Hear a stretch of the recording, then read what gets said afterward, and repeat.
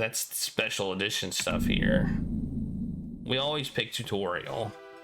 The following documents were taken from a handwritten notes of Trilby, a STP field operative. The text is going too fast. Game over. Well, we already lost? What the heck?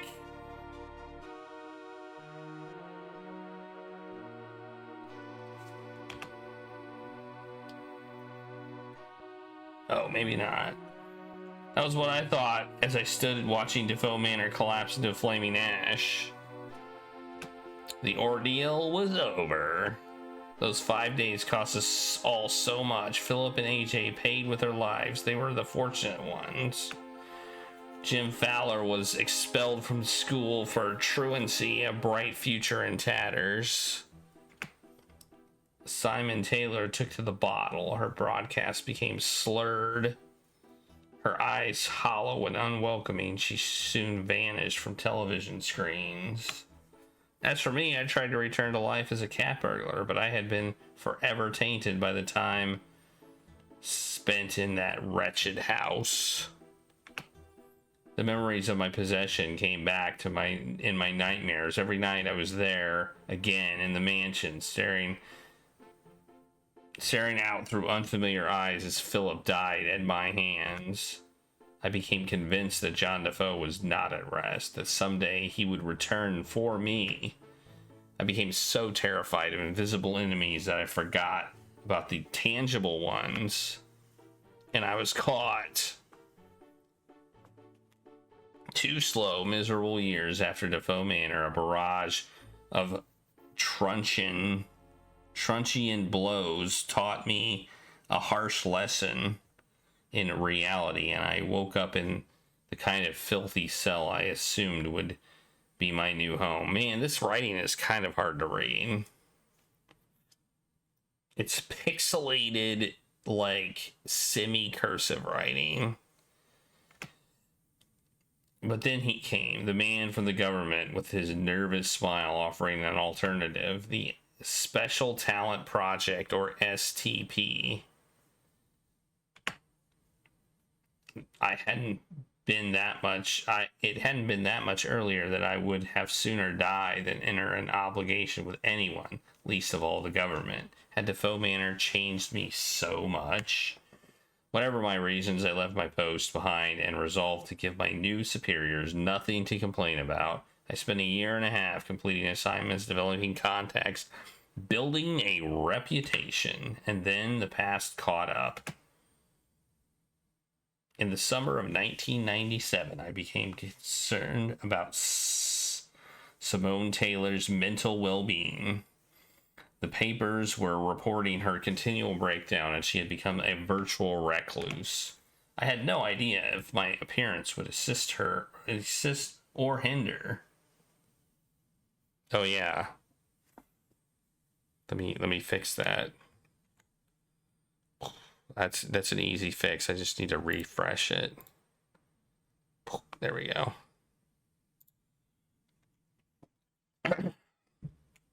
I had no idea if my appearance would assist or hinder. I had, after all, deliberately allowed her to think me dead. Oh, I gotta click in the game.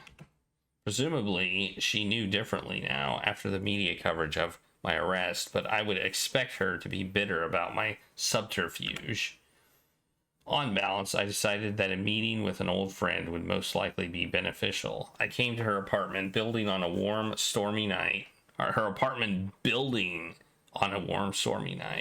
and braced myself for the encounter. All right, we're playing the game now. Oh my gosh. It's a text adventure. Use simple sentences like look around or knock on door. The question mark symbolizes that the game expects input. When it is visible, you are free to move and issue commands. What? It's King's Quest-esque. And here we go, save. What? That's crazy.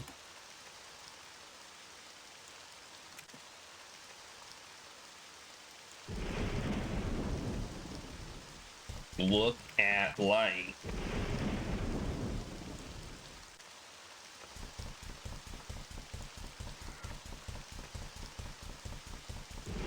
Look at window.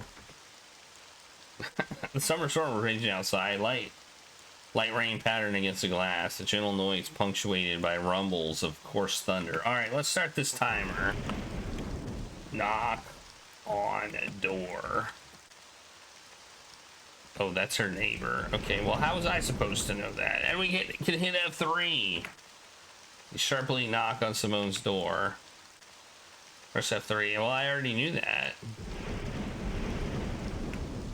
Receiving no reply, I knocked again, louder.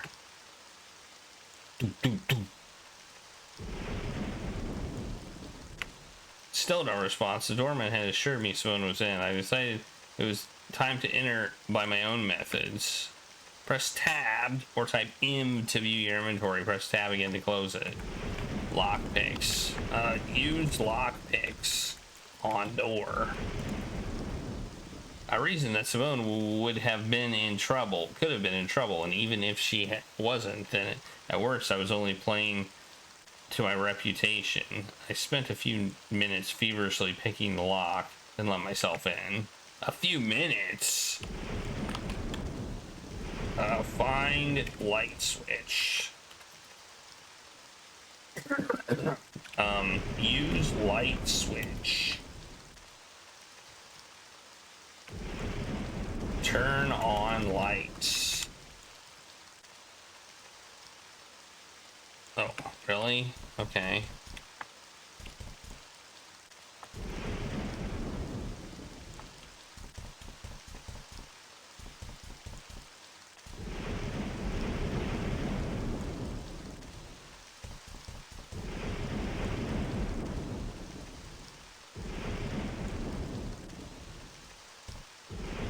Feel around.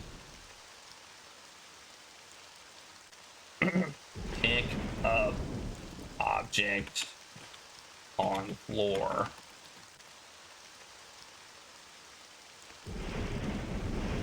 Feel floor. Pick it up.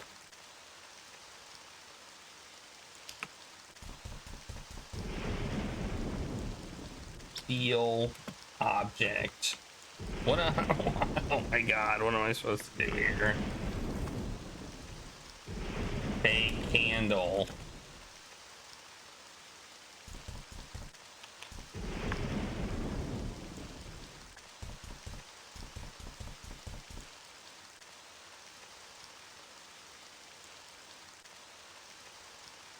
Okay.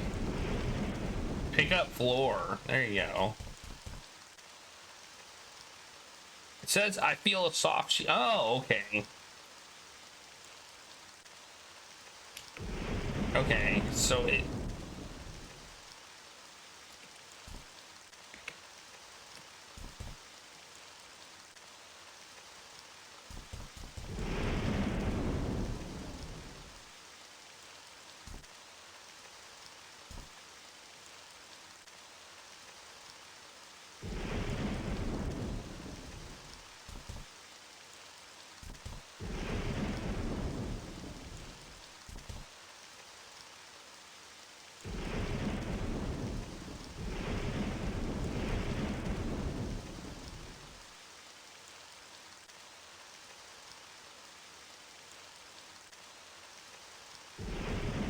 oh no, it's a body.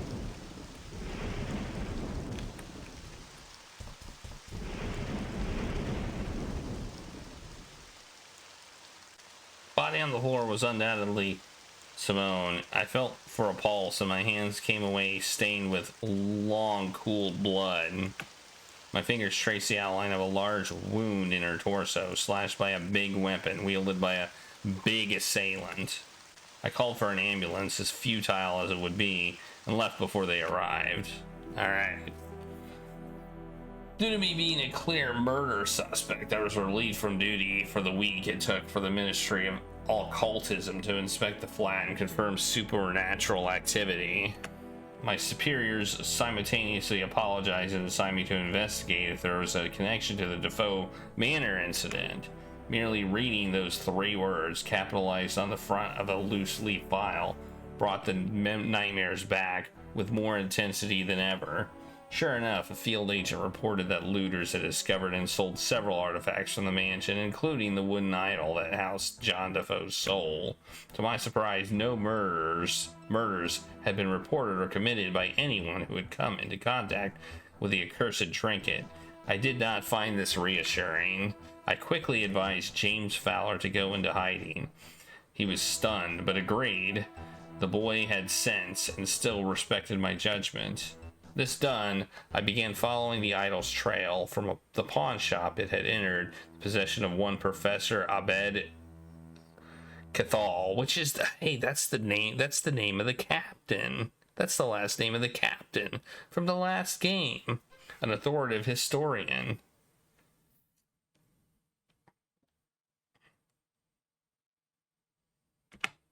He had scheduled some kind of antique fair in the Clan Bronwyn Hotel on a small island off the coast of Anglesey, popular with tourists. Assuming the role of a scholar of antiquities, I booked a room. On the 28th of July, 1997, I caught a ferry from Port... What the heck is that? That doesn't look right. Porthalchog, and arrived at around 3 p.m. Camberwin's Island's coastal village. It seemed a peaceful hamlet, and in defiance of stereotype, the locals were welcoming and told me no local legends to dissuade me from exploring the island. The hotel was in the island's center, surrounded by forests. I made my way there on foot. Oh, we have loud footsteps again. You're Trilby, right? As soon as I arrived, I was greeted by a baldy man in a gray anorak. I wondered if I was expected to know who he was. That depends. My name is Linkman. Oh. Thought the ministry were clear on the fact that I was handling this on my own. Maybe there are still people who don't trust you, Mr. Trilby. What? I haven't stolen anything since I joined the STP. Your colorful past is not what concerns my superiors. It hasn't gone unnoticed that your history with the DeFoe Wrath influences you psychologically. I'm sure you resisted, but it could still cause you to act irrationally, disobey orders. Everyone just feels a little safer with someone else on the ground. I see. You can rest assured that I will endeavor to maintain absolute professionalism on this assignment. Nevertheless, I have my orders. I would suggest you keep out of each other's way, then, and pursue separate investigations. I'm sure I don't want to get mixed up in a reunion. Alright. I watched him disappear around the corner of the building. I very much doubted that Linkman and I would become friends. The hotel lobby was a warm welcome. The building was certainly well maintained, and yet there was something about it that nagged at the back of my mind, quickening my pulse. I dismissed the sensation, an act which, in retrospect, I would come to regret. Good evening. I have a reservation. Ah, yes, you're here for the antique fair. We've put you in room 3C on the 3rd floor, if you'd like. If you just sign the check-in books, okay? Hello, Beth, and I just letting you know that I'll be having dinner in my room today. It's absolutely fine, Professor. This, I decided, was what they call a golden opportunity. Professor Shaw? Yes? I'm afraid you have got me at a disadvantage. Ralby. Terrence Ralby. Oh, you don't remember me? No, of course I do. Terry Ralby, how have you been? The astute reader has already guessed that both Terrence Railby and the previous meeting were utter fiction. Of course they were. Of course they were. Of course they were. I had spent some time studying Cathal's movements and habits. He was, by all accounts, absent-minded, and that was something I could use. I'm well, thanks. I was hoping I'd run into you. I've heard interesting things about the items you're showcasing here. You remember I do freelance scouting for some wealthy collectors. Yes. Well, a client of mine was expressing interest in relics from DeFoe Manor in Buckinghamshire. I've been on my back. He's been on my back for a while now. Between you and me, he seems pretty obsessed. That reminded me of the professor's remained of what remained of the professor's suspicion melted away from his expression as the opportunity to make money entered the conversation. Well, I'm sure I wouldn't want to damage your professional status. Would you like to come up to my room for drinks? Oh, I don't want to impose. No opposition at all. Please follow me. Your room key, Mr. Railby. Ah, thanks. Please lead the way, Professor. Wait, we're going that way? Abed, who's your friend? Oh, let me introduce you. This is my personal assistant. She accompanies me on most of my excursions. Shoban, this is Mr. Railby, an old acquaintance. He's looking for information on DeFoe Manor artifacts. Oh, really? Him and half the people we meet. What is it about that place? Never underestimate the attraction of a mystery, my dear. Please take a seat, Terry. I'll be right with you. I just automatically sit down. So, interested in ghost stories. The girl struck me as a forceful personality. I gave the matter some thought before replying. Not really. I'm just scouting on behalf of a client, like I told the professor. You know, it's strange to see someone as young as you in the antiques trade. And come to think of it, I thought only odd men dressed like that. Old men dressed like that. No offense. None taken. I didn't catch your last name. Oh, O'Malley. Shobin O'Malley. Couldn't be more Irish if I tried. Could it? Sorry to hear you waiting, dear boy. Sorry to keep you waiting, dear boy. Now then, what shall we talk about? When talking to the characters, you must... when talking to characters, you must specify a topic. There are usually several things these characters are willing to discuss. For example, try typing talk to Abed about DeFoe Manor. Talk to Abed about DeFoe Manor. So I understand you came into possession of artifacts from DeFoe Manor. Yes, indeed, and it was astonishing to me that such artifacts existed at all. The whole place burned down to the ground. Did you hear about the DeFoe Manor incident? I was experiencing a sick feeling that I had not felt for quite some time. The last I had felt it was while standing at the gates of another country mansion not long after DeFoe Manor, preparing to break in. Recalling those 5 wretched days churned my stomach with fear, turning what had once been the joy of thievery into an exercise in anxiety. Discussing it brought that feeling back, the act of feigning ignorance while visions of welding masks and machetes flooded my mind's eye, worsening them. I heard something on the news. It's been in the news again lately since the Taylor woman died. A lot of silly talk about the paranormal has been abound, so the true facts are near unreachable.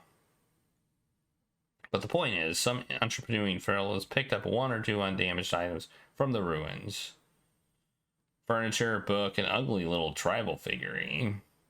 And I took them off their hands purely out of curiosity, of course. So, were there any particular items your client is interested in? Ask about idol. Tell me, does a huge man in a wielding mask and leather apron mean anything to you? Not really. Should it? Never mind. It's a small African figure that my client wants me to look into, resembling a rather ugly tribal god. That old thing? Honestly, despite its age, it's virtually valueless. That's what I said, but my client is very insistent. He's interested in the paranormal, and the idol features in some of the more unlikely accounts of the DeFoe Manor incident. Well, I don't suppose I could ask questions if this man of yours wants to take it off my hands. I don't have it with me right now. It's being kept in the hotel safe. Perhaps we could work on a deal after the fair. I had intended to display it with the other DeFoe artifacts. Inwardly, I just wanted to get this mission completed as fast as possible, but I didn't want to risk suspicion or giving off the wrong impression. That will be fine. So, just out of interest, what else have you picked up from the mansion? Odds and ends, basically. Some silverware, some ceramics, most of the burnt rock, and a painting, of course. A landscape from a wall in the mansion's lounge. OF little artistic value, but the artist features prominently in DeFoe Manor. Matthew DeFoe? That's him, yes. Bethan, she runs the hotel. She asked if she could display it in the lobby. Instantly, I recalled the sick feeling I had felt in the lobby. It had been the painting, but had paid it little heed. Oh, it was the painting. Oh, are you all right, Mr. Railby? You've been rather pale. What? I'm sorry, I was just distracted by my thoughts for a moment. Lost in history, eh? Something like that. Mr. Railby? What the hell was that? What the hell was what? You were just sitting there when you went out all stiff like you'd seen a ghost. You didn't see it? See what, Mr. Railby? I'm sorry, I have to go. Oh well, we won't keep you then. We'll see you later, maybe. Alright. My head was spinning and a sudden nausea churned in my gut. The world seemed to be pulsating, the corners of the room wavering like a heat haze. I can't move. You may say I imagine these things, and I thought that must have been the case. Was I going out of my mind? Was the hotel really changing into some nightmarish twin? Was I the only one who could see it? If I was hallucinating, it was too complex. The harsh wooden floor beneath my feet felt real enough. The horrendous stench of rotting flesh that reached my nostrils could not have been conjured by my imagination. I decided I had to find John DeFoe's idol as soon as possible. If not that, then at least the painting he'd mentioned. I was convinced that some connection lay between DeFoe Manor and this sudden madness. Alright. Save as O2. Find idol. Well, maybe we can break into the safe. What do we have in our inventory? Just some lockpicks.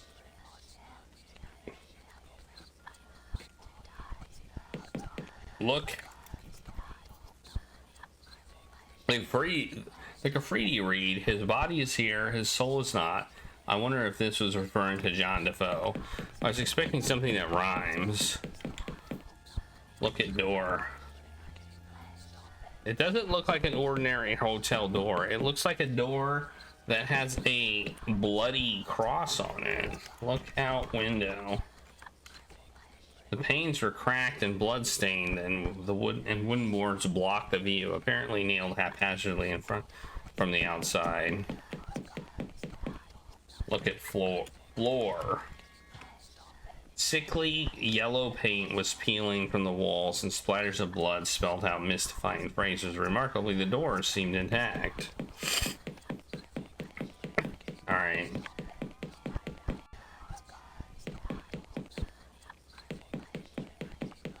Oh, this is clear. Wait, hang on. Sierra game? Nope. Nope. That's not a Sierra game. I can't fall to my death off the stairs.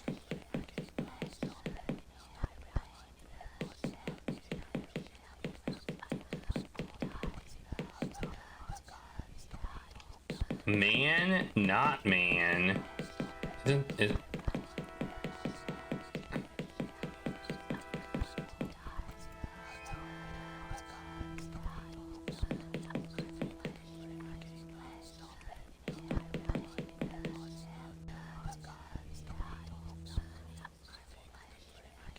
my room had slipped into a shadow world. The walls and floors were filthy, and the furniture had been replaced with instruments of suffering. Boo.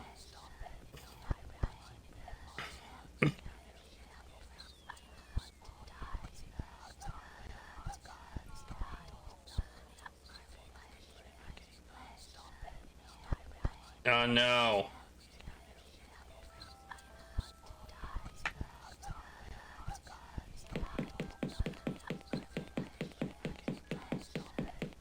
Look at couch. There was still soft furnishings in the horrible environment, even if they were rotting and broken. Sit. Oh, wait, let me save before I do anything. 3. Room.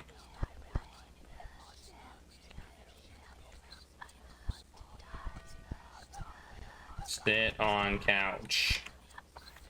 I didn't want to think about what I could pick up from touching that. What is this thing? Look at wall.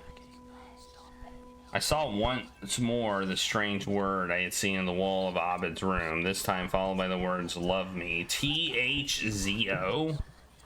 Should I write that down? Hey Davor, how's it going?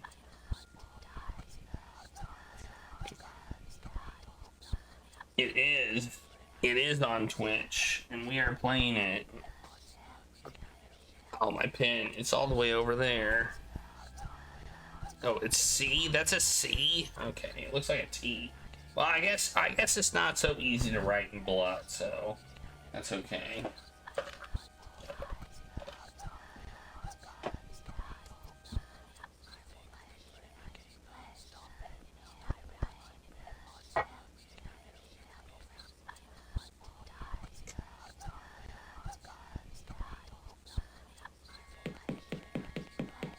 Look at table. A rickety metal table stood here, clean and devoid of horrors. Presumably this room was not used often. Move table. No, can't do that. Look at room. What is this? Look at blood. Saw more. I saw once more. Oh no, that's this is Trilby's notes. This is number 3. It's number 3, but it's chronologically second. Are we calling it a slate? No. Look at bed. Maybe bed. Bloodstream stone altar replaced the bed. Okay. Look at altar. No. Okay. They're just telling me the altar replaced the bed. Look at window. It's dark outside the window, either through the nailed up boards and thick grime on the pane. Open window. Okay. Well. Open door. Kick door. Can I fall in the hole? No.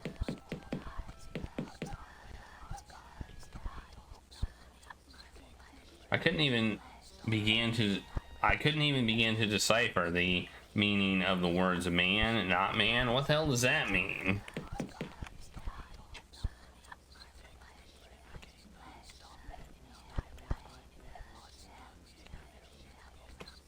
Let's go get the painting, I guess. Let's go see what's in the lobby. Let's all go to the lobby and get ourselves a treat. What do you say? Is this the lobby? Run.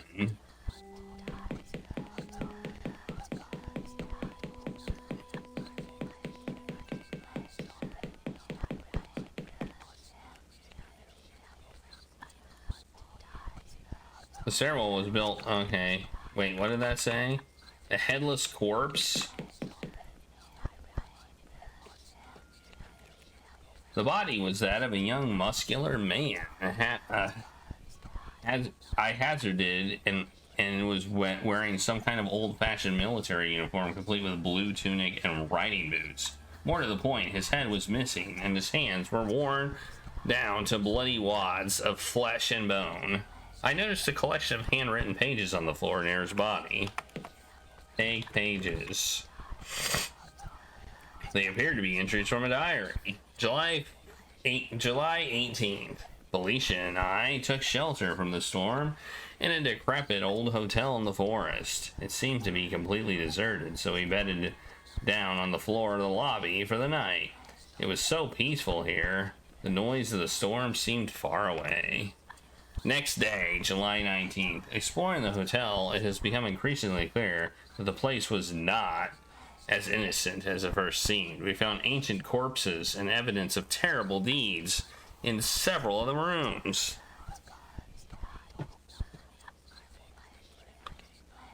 The storm has cleared, and we intend to leave as soon as possible. Next day. I am certain now that devilry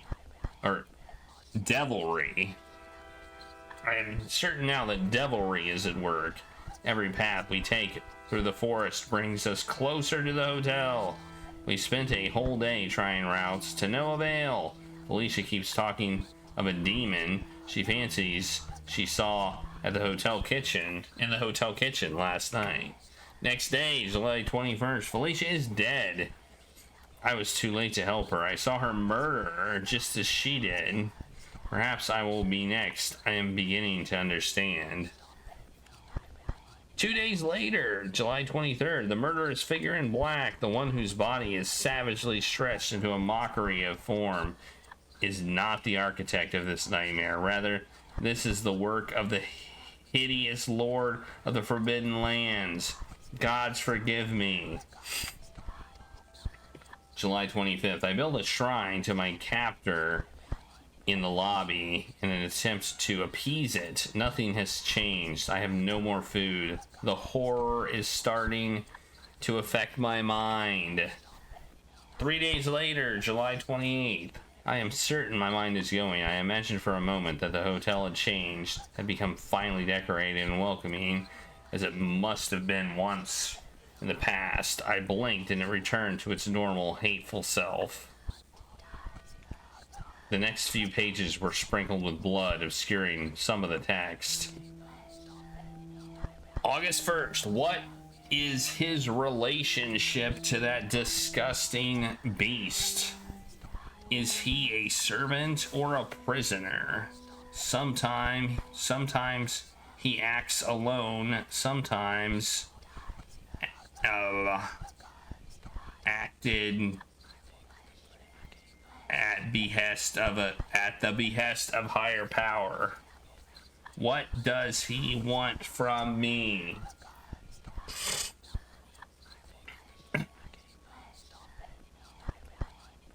August 3rd. He is after me now. I think I must have done something wrong. It's more like thing wrong, because there's no room for an S. August 4th. It hurts. That is the last readable entry. I decided not to take them with me. They were covered in blood and all stuck together. Alright. The lobby, too, had been tainted, and the painting I saw was absent. Presumably, it only existed in the hotel's normal form.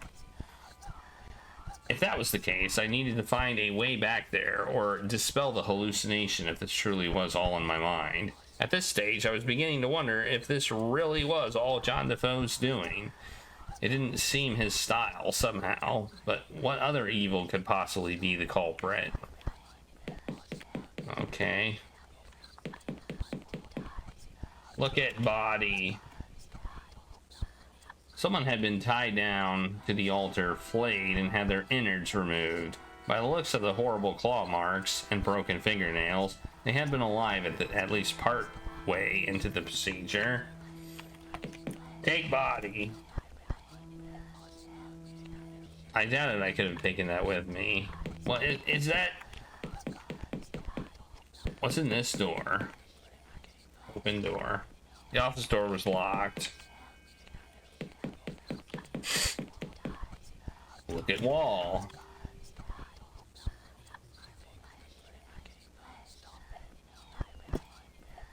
A pentagram had been scrawled on the north wall, and the cow's skull had been nailed in place over it. Seemed to be some kind of offering. Take skull.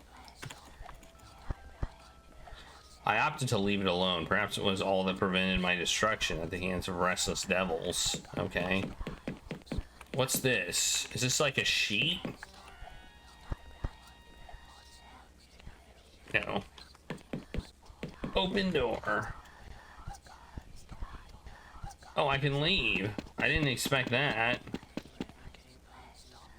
The hotel's exterior was as corrupted as its interior. The ground beneath my feet was hard, red, and gritty, like descended clay. Desiccated clay, not descended clay. Look at heads. The two heads on the right were decayed down to the skulls, but the one on the left was very much fresh.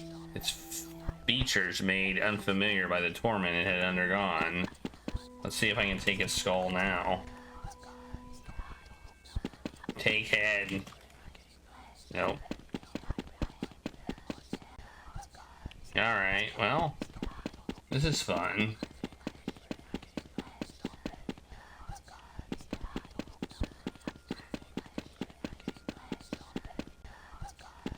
Are we going in a loop? I think we're going in a loop. I think this loops. Yeah, it does loop. Look at arm. Look at body. Look at cellar. Okay, I don't know. Take pole. No. Can I go down? No. Alright, so there's really nothing I can do here. Can I run? No. Cannot run.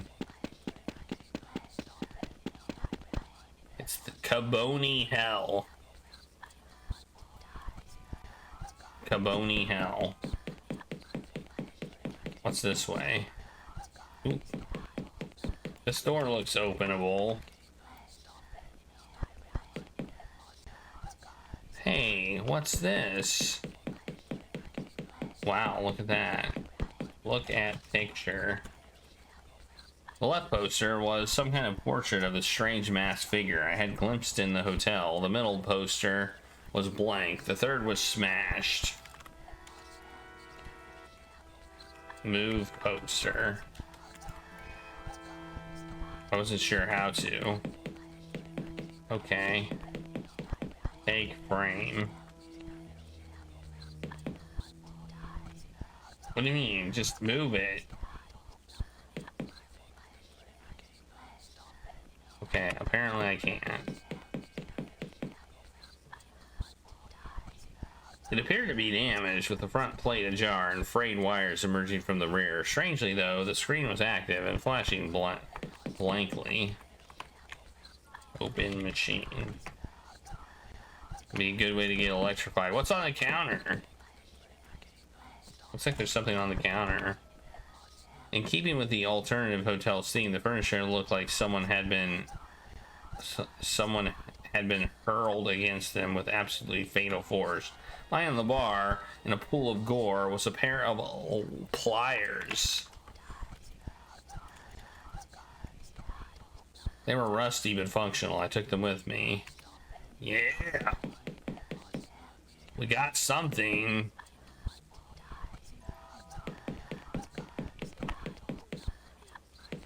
Look behind bar.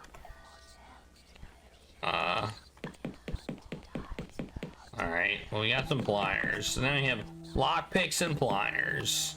Nice.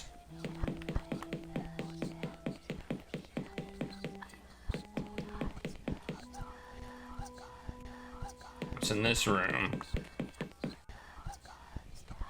Yo. Look at closet. Look at use pliers on nails. The nails were hammered into the boards too far. I couldn't get a grip on them with the pliers. Alright. On body.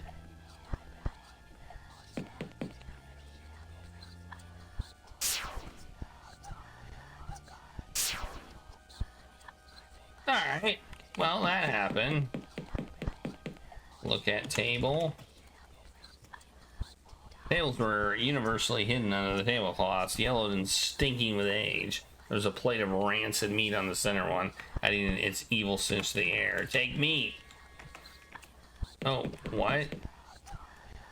I tore off a lump of meat to take with me. If it came up against anything hostile and carnivorous in this place, it could help have something other than myself to offer to it. Okay, I took some meat. I didn't expect that to work. It feeds.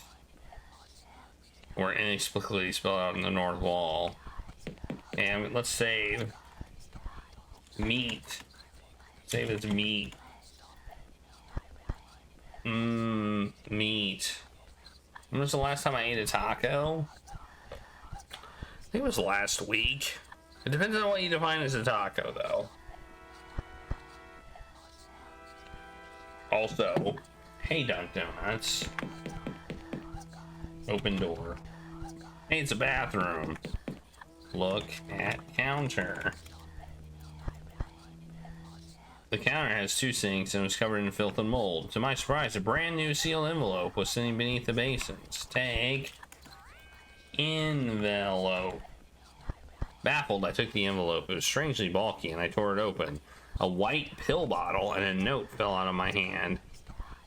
I hear and close the note with this report. Trilby, if you're reading this, then you too have seen the hotel change. At present, I have no idea if the alternative hotel is part of the ethereal realm or some sort of construct, a pocket dimension.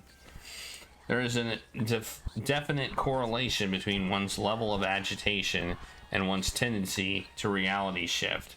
Fear is your enemy. It leaves you shining like a beacon for whatever evil brought us to this place. Enclosed is a bottle of tranquilizers for my personal first aid kit. When you find yourself shifting into the other place, take a pill and try to calm down, and the real hotel will return. Do not let it concern you. I am researching the phenomenon. Your task is to find DeFoe. Good luck. Linkman's letter raised more questions than it answered. I pocketed the pill bottle. Okay. I mean, we're exploring this still. We're gonna keep exploring. Only real tacos? Well, last week then. But what are real? What are real tacos? Like, seriously. What is a real taco? So do we go to my room and take a pill? Let's try taking a pill now. Let's save again.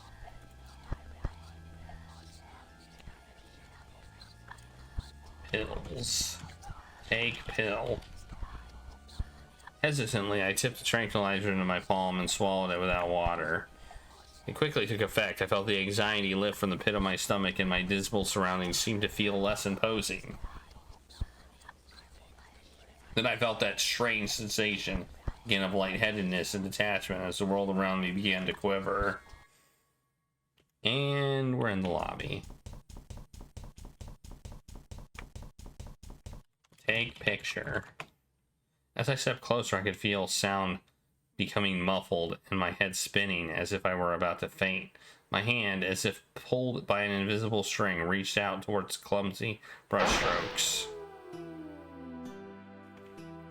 DeFoe Manor, July 28th, AD 1821.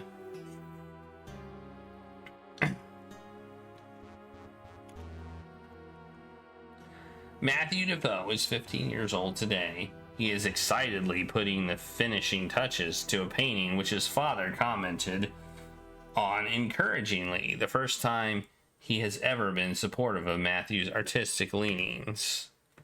Matthew is now convinced that his father is lifting from the mysterious depression that has plagued him for as long as either of them can remember.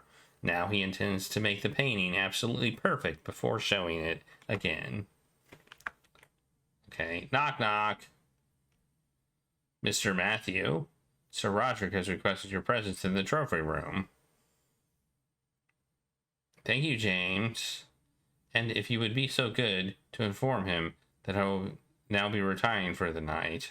Very good, James. Ah, there you are, boy. Let me introduce my son, Matthew. Hello. This is my friend, Mr. Smith. He's an expert on African tribal art.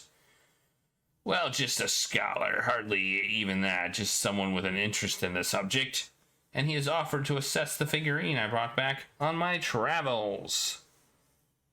I wasn't aware you had a family, Sir Roderick. Is your wife home too?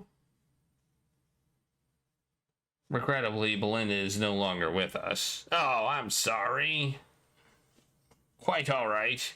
You couldn't have known. She succumbed to illness shortly after Matthew was born. I finished the painting I showed you, Father. Oh, good. Well, Mr. Smith, what do you think of the piece? It's an intriguing little puzzler, actually. The design is reminiscent of a few Central African tribal gods I'm aware of. But to be honest, I've never seen anything like this before. May I ask how you acquired it? I'm glad you asked. It was 20 years ago when I was a younger man on my first travels to the Dark Continent. We were traveling along the west coast when our bearers spotted a ship that had run aground. It was an English clipper named the Sea Angel, and our short exploration revealed that every single crewman had just disappeared. Of course, we immediately sent a letter to the nearest embassy to report the finding. But the point is, it was on the lowest deck of the ship, and I found this very figurine you see before you today. What an extraordinary tale! But how did you account for there being an African tribal carving on a British vessel? We were as confused as you are. It wasn't a slave trading vessel, but it must have been a Negro. There must have been a Negro on the crew. It has been a personal mystery of mine ever since. I was hoping you could help shed a little light on the matter. But there is more to tell. I haven't even begun to recount the strange events that have surrounded this artifact. Strange events? You care for a glass of brandy? Thank you, that would be most kind. Matthew, fetch the brandy from the kitchen. And some glasses. Yes, Father. Take brandy. Matthew took the brandy bottle and a pair of appropriate glasses. Bang, bang. Hello? You haven't tried to speak to me in a while. I did another painting today. I showed it to Father and he said it was promising. I keep trying to tell him about you, but he never listens. You haven't knocked for me in so long. Bang, bang. Hey, do you want to see my painting? Bang, bang. I'm not sure how I'd get you through that door. The door was locked as always, but there was a substantial gap of about 1 inch in the bottom of the door. Okay.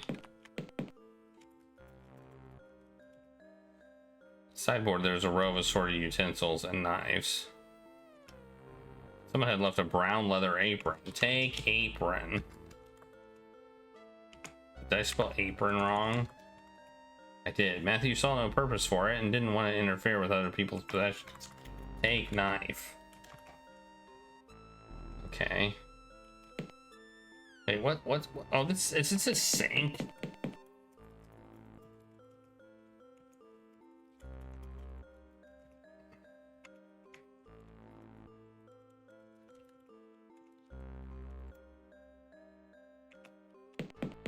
Let's just go back in.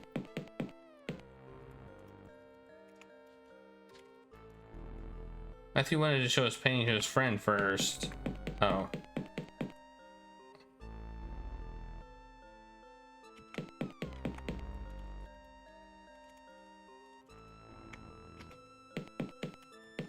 I can open this door.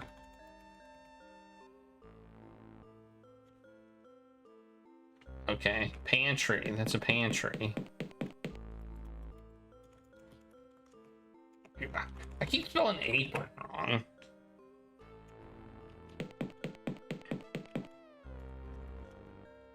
What else is there? Okay.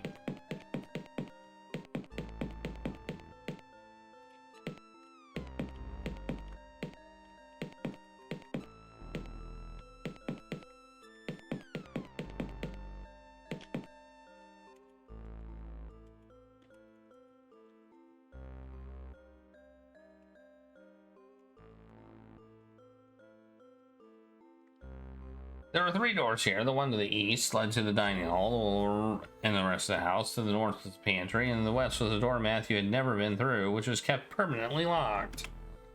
Okay. There's a gap. Oh, if I try to open it, it says I can't open it. There's a gap about 1 inch at the bottom of the door. Okay. A substantial gap. An inch gap.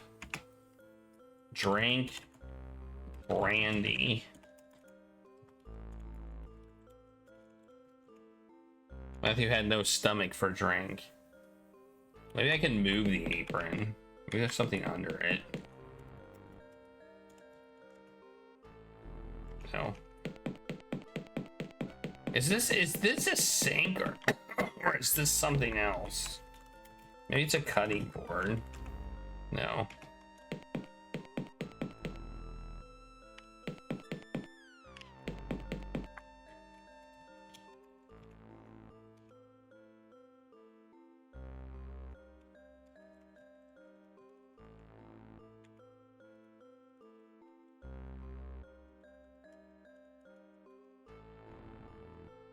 It doesn't understand the word fast.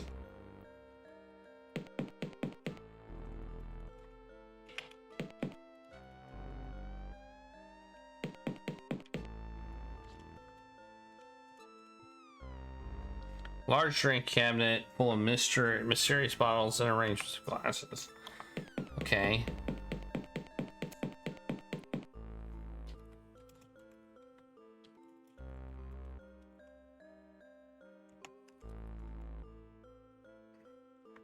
Okay, we got look. Kitchen was small and somewhat sparsely furnished, with a contrast to the wealth of the house as a whole. Besides the sideboard, the only furniture was a large wooden table and a narrow drinks cabinet in the corner. What in the heck am I supposed to do? Talk to door. You still want to see my painting? Bang, bang. Okay. Knock on door.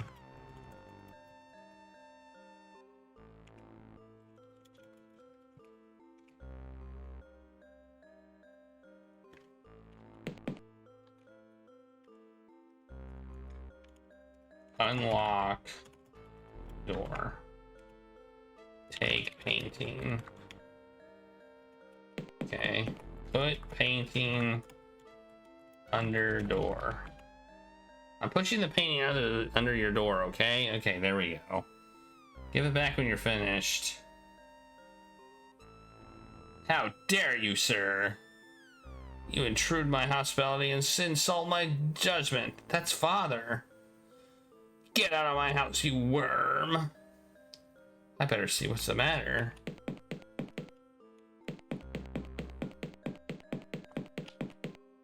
Open door.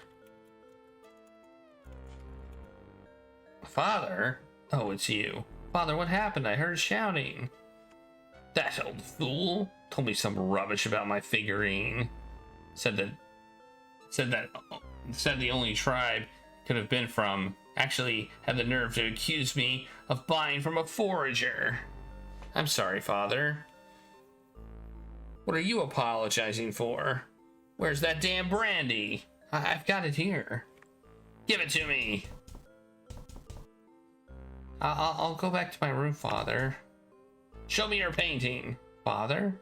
You said you had a painting. Show it to me. I can't, Father. Why and why not? Because, come on, why not? Out with it. Because I gave it to the boy behind the door. I see. Father? Go back to your room, boy. I have to write my diary entry. Yes, Father. An hour of silence passed, and Matthew grew concerned about his father. Strangely, the most disturbing thing had been Sir Roger's reaction to Matthew mentioning the boy behind the door. In the past, raising this had usually provoked a violent rage or an instant flat denial. Matthew wondered what sort of anxiety was going through his father's mind. Smash! What was that? Father, what are you doing? There was a boy behind the door.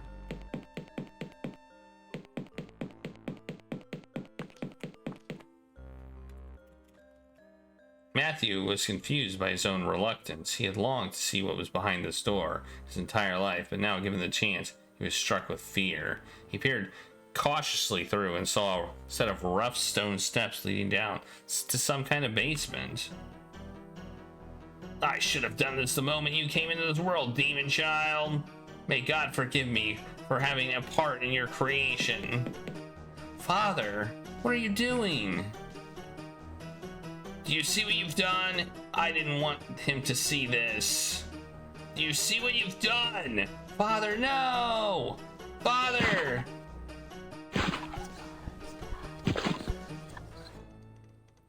Boo.